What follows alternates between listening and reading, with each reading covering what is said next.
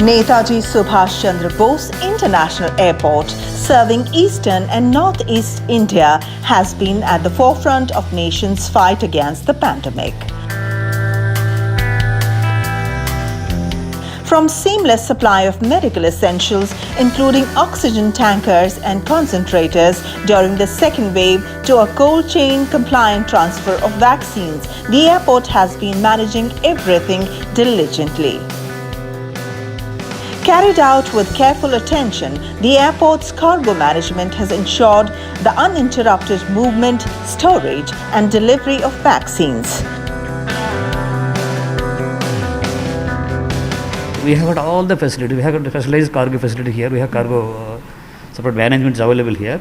So those things we are managed in meticulous manner. We have storage facility. We have the cargo is moving in a very smooth manner and expeditious way also. We are not delaying any part actually. The moment consignment comes, my cargo and even my operation people are taking care of that.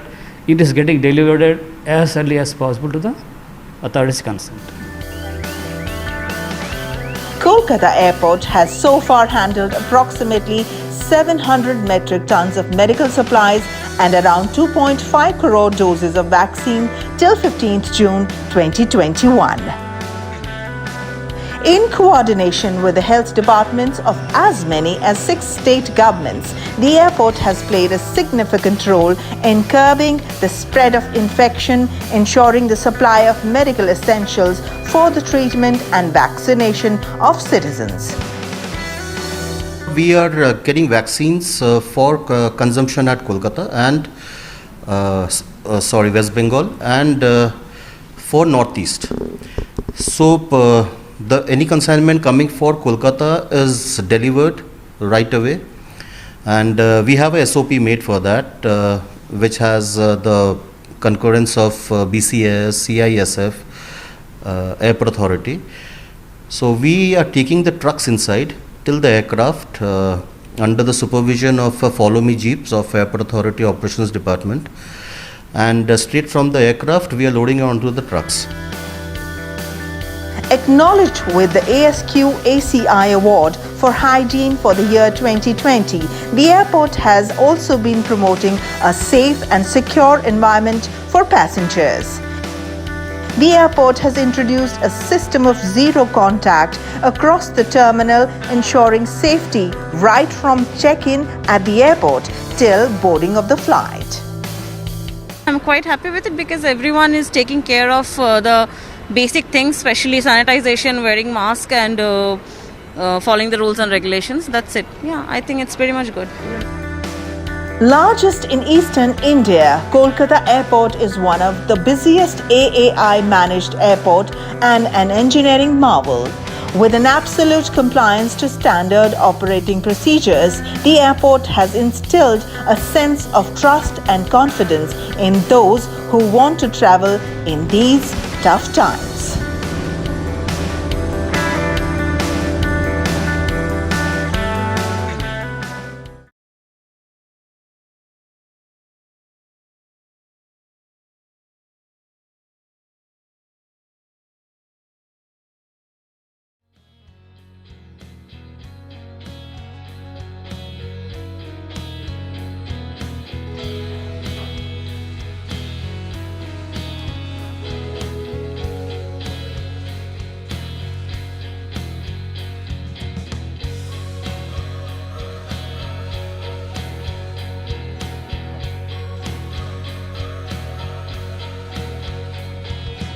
आज doctor Shyama Prasad Mukherjee ji का बलिदान दिवस है और हम सब लोग उस महान आत्मा को श्रद्धांजलि देते हैं जिन्होंने भारत की एकता और अखंडता के लिए अपने जीवन का बलिदान दिया। हम सब जानते हैं कि श्यामा प्रसाद मुखर्जी देश के आज़ाद भारत के उन नेताओं में से एक रहे जिन्होंने देश की एकता और अखंडता के लिए अपना सर्वस्व न्योछावर किया। हम ये भी जानते हैं कि उन्होंने जम्मू कश्मीर भारत का अभिन्न अंग बने, धारा 370 समाप्त हो, 35A निरस्त हो, इसके लिए उन्होंने उस समय आंदोलन चलाया था और कहा था एक देश में एक विधान, एक प्रधान, एक संविधान। लेकिन हम सब जानते हैं कि जम्मू कश्मीर में एक अलग संविधान था, अलग प्रधान था और अलग निशान था। इसके खिलाफ उन्होंने लड़ाई लड़ी। हम सबको याद है कि उन्होंने उस समय परमिट राज होता था जम्मू कश्मीर में जाने के लिए। 1953 11 मई को उन्होंने बिना परमिट के लखनपुर बॉर्डर को जम्मू कश्मीर में जाने के लिए क्रॉस करना चाहा। उन्हें गिरफ्तार किया गया और हम यह भी जानते हैं कि उनकी मृत्यु की सूचना आई 23 जून 1953। और उस समय जब 1953 में सूचना आई तो यह पता चला कि बहुत ही रहस्यमय ढंग से उन्होंने अंतिम सांसें ली हैं। यह बताता है कि उन्होंने अपना सारा जीवन बलिदान दिया देश की एकता और अखंडता के लिए।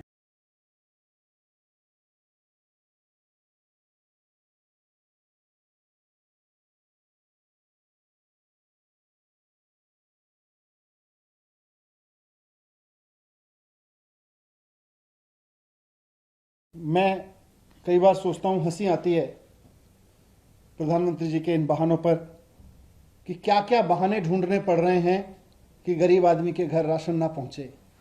वो 3rd फ्लोर पे रहता है इसलिए राशन नहीं दे सकते, रास्ते में गाड़ी ट्रैफिक में फंस सकती है इसलिए राशन नहीं दे सकते, रास्ते में गाड़ी खराब हो सकती है, ये लोग पतली गलियों में रहते हैं, तंग गलियों में रहते हैं इसलिए उनके घर राशन नहीं पहुंचाया जा सकता, पता चेंज कर लेंगे कैसे राशन पहुंचेगा, राशन नहीं पहुंचाया जा सकता इसलिए घर में नहीं दे सकते। उस गली में जिसमें वहां रहने वाले आदमी को पिज्जा पहुंच सकता है, राशन नहीं पहुंचाया जा सकता। मैं पूछना चाहता हूं प्रधानमंत्री जी से कि आप हर वक्त इतने झगड़ालू मूड में क्यों रहते हैं? देश में पहली बार इतना झगड़ने वाला प्रधानमंत्री देखा है 75 साल के इतिहास में, जो सुबह शाम राज्यों से झगड़ने में लगा रहता है, किसी से भी झगड़ने में लगा रहता है। प्रधानमंत्री जी, आप झगड़ालू प्रधानमंत्री हैं क्यों? आप कभी पश्चिम बंगाल के मुख्यमंत्री से लड़ रहे होते हैं और मुख्यमंत्री तो छोड़िए, कभी आपको कुछ नहीं मिलता तो उनके चीफ सेक्रेटरी से लड़ने लगते हैं। मतलब पश्चिम बंगाल के चीफ सेक्रेटरी से आप झगड़ लेते हैं, ट्विटर से आप झगड़ लेते हैं, फेसबुक से आप झगड़ लेते हैं, महाराष्ट्र के सीएम से आप झगड़ लेते हैं। ये चिट्ठी में पढ़ रहा था तो मुझे लग रहा था कि एक दिन आप उठे होंगे सुबह सुबह 2 दिन पहले और आपने अपने फूड सेक्रेटरी को कहा होगा, जी फूड सेक्रेटरी साहब आज केजरीवाल जी से झगड़ना है। आपने लिस्ट देखी होगी आज किससे झगड़ना है। अच्छा, आज केजरीवाल जी से झगड़ना है। आपने फूड सेक्रेटरी साहब को बताया होगा उनसे झगड़ना है, उनकी राशन की वो कैंसिल कर दो। तो फूड सेक्रेटरी साहब ने आपको बताया तो होगा कि दिल्ली सरकार का कोई प्रपोजल नहीं है जिसको हम रिजेक्ट कर दें, पर फिर भी आपको तो झगड़ना था। आपने कुछ बहाने ढूंढ लिए कि इस वजह से नहीं झगड़ सकते, उस वजह से नहीं झगड़, इस वजह से राशन नहीं दे सकते गरीब लोगों को, उस तरह से नहीं दे सकते।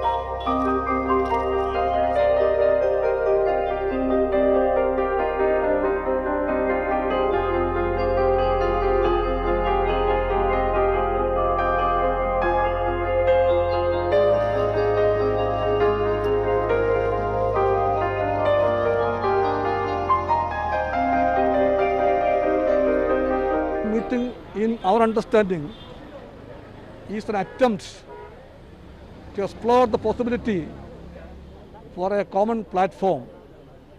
We approach it only in that terms. It's a platform of all secular democratic left forces against a most hated government, a government that has failed. The country needs a change.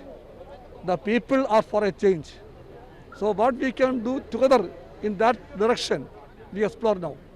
देखिए, इस meeting के सामने कोई तय agenda है नहीं। इस meeting का मकसद है विचार। राष्ट्रमंच आज से ही नहीं, जब भी पहले मिली है, एक ओपन एंडेड आधार पर वार्तालाप का फोरम है। उसमें राजनीतिक प्रतिनिधि अगर हो भी तो वो अपनी पार्टी का प्रतिनिधित्व नहीं कर रहे हैं, वो अपनी व्यक्तिगत किरदार में वहाँ हैं और उनका रोल ये है कि इस देश में जिसमें शास्त्रार्थ जैसी चीज़ है, मिलकर बातचीत हो, कुछ ऐसे समकालीन विषयों पर, कंटेम्प्रेरी मैटर्स पे, करंट इश्यूज पे, पॉलिटिकल डेवलपमेंट्स पे, जिससे एक आम राय बन सके कि आगे चलने का सबसे बेहतर तरीका क्या है।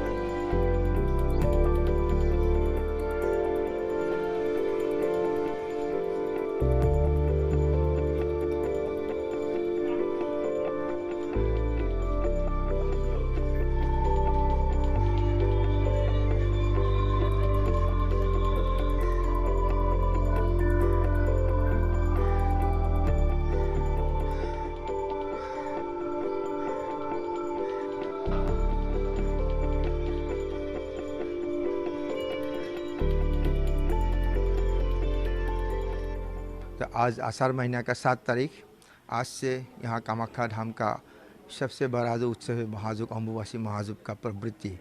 आज दोपहर 2:27 से अम्बुबासी का प्रवृत्ति, तब से माता का जो द्वार है ये बंद कर दिया जाएगा श्रद्धालु के लिए। सबके लिए ये दरवाज़ा बंद रहेगा 3 दिन तक। लेकिन ऐसे तो जो सरकार का SOP है या सरकार का जो निर्देश है, इस निर्देश पालन करते हुए तो मंदिर तो बंद ही है दर्शन के लिए, सिर्फ पूजा पाठ चल रहा है। लेकिन आज से 2:06 से माता का जो मंदिर का द्वार पूरा बंद कर दिया जाएगा। ये 3 दिन तक रहेगा। अगला दिन जो आषाढ़ महीना का जो 10 तारीख को देर रात को 2:29 की समय में अम्बुबासी का निवृत्ति। उसी समय से मंदिर खुलने का तो जो नियम है, लेकिन रात को तो सूर्यास्त के बाद मंदिर का कोई काम नहीं होता। फिर उसका अगला दिन सुबह माता का जो हमारा यहाँ का जो धर्मीय जो रीति नीति ये पालन करते हुए नित्य पूजा करने का बाद माता का द्वार खोल दिया जाएगा। लेकिन ये तो एक प्रतीक अर्थ सिंबॉलिक होगा। द्वार तो खोला जाएगा, लेकिन इस समय इस बार कोई लाख लोग आते हैं दर्शन के लिए, ये जो परिस्थिति ये दिखाई नहीं दे जाएगा। सिर्फ दरवाज़ा खोला जाएगा, कोई श्रद्धालु के लिए कोई दर्शन का या पूजा का व्यवस्था नहीं रहेगा। इसकी एक ही वजह है, ये जो कोविड-19 वायरस का जो संक्रमण का जो प्रभाव प्रतिरोध करने का जो स्वार्थ है, इसी स्वार्थ से ये काम हम लोगों ने, ये सिद्धांत हम लोगों ने लिया।